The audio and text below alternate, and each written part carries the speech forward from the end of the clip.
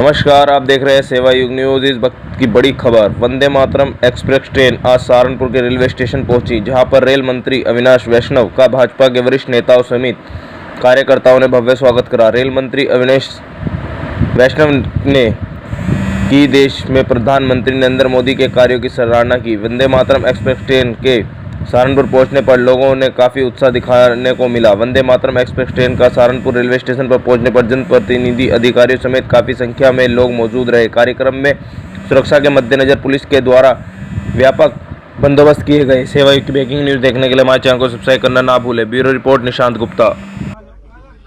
साथियों, बहुत ही खुशी की बात है, उत्तराखंड जो कि एक पवित्र तपोभूमि है, देवभूमि है,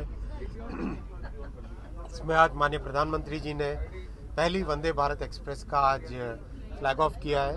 बहुत ही खुशी की बात है। मैं देख रहा था सब जगह, हरिद्वार में हो, अभी रुड़की आ रहा है, रुड़की में हो, सब बीच में दोईवाला और हर्रावाला, सब जगह लोगों का बहुत ही लगाव है, बहुत उत्साह है, बहुत प्रेम है। माननीय प्रधानमंत्री जी को मैं बहुत धन्यवाद देना चाहूँगा कि उत्तराखंड को इतना बड़ा उपहार दिया है। और साथ ही साथ आज उत्तराखंड 100% इलेक्ट्रीफाई माननीय प्रधानमंत्री जी ने लोकार्पण किया। और जो दो बहुत इम्पोर्टेंट प्रोजेक्ट्स हैं, ऋषिकेश से कर्णप्रयाग प्रोजेक्ट के बारे में भी अगले 2 सालों में, 2 वर्षों के अंदर अंदर इस प्रोजेक्ट को कंप्लीट करने का टारगेट दिया। और बागेश्वर टनकपुर प्रोजेक्ट के लिए भी जो तेज़ी से आगे काम बढ़े, वो भी आज माननीय प्रधानमंत्री जी ने घोषणा की है। किस तरह की टेक्नोलॉजी से लैस है ये ट्रेन? इस ट्रेन में बहुत सारी अच्छी अच्छी टेक्नोलॉजीज है। इसका एक्सेलरेशन देखो, दुनिया की जो वर्ल्ड क्लास ट्रेन्स मानी जाती हैं उनमें 0 to 100 kmph 55 सेकेंड्स या 60 सेकेंड्स में होता है। वंदे भारत ट्रेन 0 to 100 पहुंचती है 52 सेकेंड्स में। राइडिंग क्वालिटी बहुत सुपीरियर है। बहुत सारी नई नई चीज़ें हैं, जैसे कि एयर कंडीशनिंग के अंदर एंटी वायरस डिवाइस लगाया हुआ है, जो दुनिया में शायद यूनिक है। एंटी वायरस डिवाइस के कारण जितनी भी एयर कंडीशनर के थ्रू पास होती है, साइकिल होती है, उसमें सारे वायरसेस को फिनिश कर दिया जाता है। तो बहुत ही हाइजीनिक तरीके से अच्छी टॉयलेट्स, अच्छी वर्ल्ड क्लास सीट्स, अच्छा ट्रैवलिंग कंफर्ट, सब चीज़ों का ध्यान में रखा गया है। साथ ही साथ अभी ट्रैक्स को भी देश भर में अपग्रेड किया जा रहा है, पटरियों को अपग्रेड किया जा रहा है, जिससे कि और अच्छी स्पीड से चल सके, क्योंकि ट्रेन 180 की स्पीड के लिए डिज़ाइन की हुई है।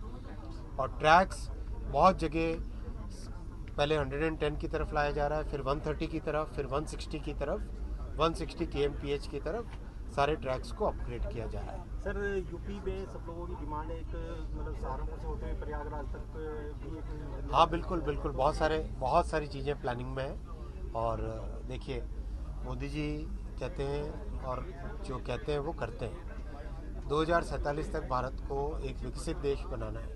विकसित देश का जो रेलवे का नेटवर्क होता है, उस नेटवर्क में क्या क्या एलिमेंट्स होते हैं, उन सब के ऊपर तेज़ी से काम चल रहा है। जैसे वंदे मेट्रो पे काम चल रहा है, वंदे स्लीपर पे काम चल रहा है, हाइड्रोजन ट्रेन पे काम चल रहा है, कवच टेक्नोलॉजी को 5G पे लाने का काम चल रहा है। तो कई तरह के प्रोजेक्ट्स एक साथ चल रहे हैं, जिसका रिज़ल्ट आप देख ही रहे हैं।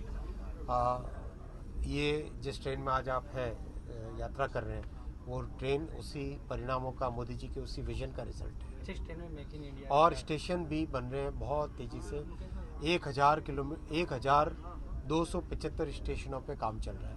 आपने तो देखा, हाल ही में बिजनौर का डिज़ाइन देखा होगा, आपने धामपुर का डिज़ाइन देखा होगा, देवव्रंत का डिज़ाइन देखा होगा, अभी सहारनपुर का डिज़ाइन कंप्लीट हुआ है। बहुत अच्छे एक आधुनिक टेक्नोलॉजी के, आधुनिक सुविधाओं के साथ ऐसे डिज़ाइन जिसमें विरासत भी हो और विकास भी हो। अच्छा, ट्रेन में मेक इन इंडिया का क्या? सभी कुछ मेक इन इंडिया है। ट्रेन का डिज़ाइन कंप्लीट इंडिया में बना। इसकी जो इलेक्ट्रिक्स होती है, सबसे डिफ़िकल्ट होती है ट्रेन की इलेक्ट्रिक्स, यानी ऊपर बिजली के जो तार हैं, बिजली के तार से बिजली लेना, उस बिजली को कन्वर्ट करना, उसका पूरा सिस्टम होता है। कन्वर्ट करके उसके बाद में नीचे जो पहिए हैं, पहिए के पहियों के पास एक मोटर लगी होती है, कई सारी मोटरें हैं इस ट्रेन में, तो उस मोटर तक उस बिजली को पहुंचाना बहुत कॉम्प्लेक्स चीज़ होती है, बहुत डिफ़िकल्ट चीज़ होती है। उस पूरे को हिंदुस्तान के इंजीनियर्स ने डिज़ाइन किया, और उसी से स्पीड आती है। स्पीड किससे आती है? बैटर मोटर से आती है। अच्छा, इस समय जो है एक रेलवे परिवहन की बात करें और एक सड़क परिवहन की बात करें, तो क्या किसी तरह का कंपटीशन मान सकते हैं? बिल्कुल नहीं। देखो, देश में 140 करोड़ जनसंख्या है। 140 करोड़ जनसंख्या को कैरी करना है, हमें सारे माध्यम चाहिएंगे। रेल चाहिएगा, हवाई जहाज चाहिएंगे, सड़क चाहिएगी, जल साधन चाहिएंगे। सारे संसाधनों का एक अच्छे तरीके से सामंजस्य के साथ उपयोग करना चाहिए, जिससे कि देश में एक eco friendly, environment friendly, heritage friendly system बने ट्रैवलिंग का। सर, लोगों के जहन में एक सवाल है कि किराया बहुत ज़्यादा हो सकता है। देखिए, आज भी हिंदुस्तान में ट्रेन्स का किराया वर्ल्ड में सबसे कम किरायों में से एक है। वर्ल्ड में, सारी दुनिया में आप देखो, ट्रेन माध्यम है मिडिल क्लास का और लोअर इनकम ग्रुप्स के लिए सबसे अच्छा माध्यम है। तो सब चीज़ों को ध्यान में रखते हुए last year passenger subsidy, passenger travel के लिए करीब 60,000 करोड़ की सब्सिडी दी है। 60,000 करोड़ की सब्सिडी दी है, जिससे कि यात्रा एक कम कीमत में लोग कम टिकट पे, कम खर्चे पे यात्रा कर सकें। तो वो भावना है भारत सरकार की, ये भावना है मोदी जी की, ये भावना है कि यात्रियों को अच्छी सुविधाएं मिले, लेकिन एक अफोर्डेबल रहे सब। सर, लास्ट दिसंबर में छत्तीसगढ़ के अंदर वंदे भारत एक्सप्रेस ट्रेन को बंद कर दिया गया, क्या कारण? आपकी जानकारी एकदम गलत है, एकदम गलत है, विशुद्ध गलत है। सर, संगम एक्सप्रेस को सहारनपुर से चलाने के लिए बहुत डिमांड है, उसके लिए घोषणा भी कर दी गई। नहीं, मैंने क्लियर कहा था कि संगम एक्सप्रेस एक पर्टिकुलर नीड है, उस नीड को फुलफिल करती है और सहारनपुर के हिसाब से एक नई डिज़ाइन बनाई जा रही है, जो मैंने उस वक्त भी कहा था जब आप लोगों से मैं मिला था कि संगम एक्सप्रेस को टच करने की ज़रूरत नहीं है। एक नया माध्यम बन रहा है, जैसे आपको मैंने प्रॉमिस किया था कि वंदे भारत ट्रेन सहारनपुर आएगी, आई राइट। आपके जो ड्रेनेज की प्रॉब्लम थी सहारनपुर शहर में, ड्रेनेज की प्रॉब्लम को सॉल्व करने का वादा किया था, सॉल्व हुई ना। आपके जो फ्लाईओवर्स और अंडरपासेस का आपने 7 या 8 जगह पे मुझे बताया था, तो सब के सब जगह पे फ्लाईओवर और अंडरपासेस सैंक्शन हो गए, कई जगह काम चालू हो गया। हुआ कि नहीं हुआ?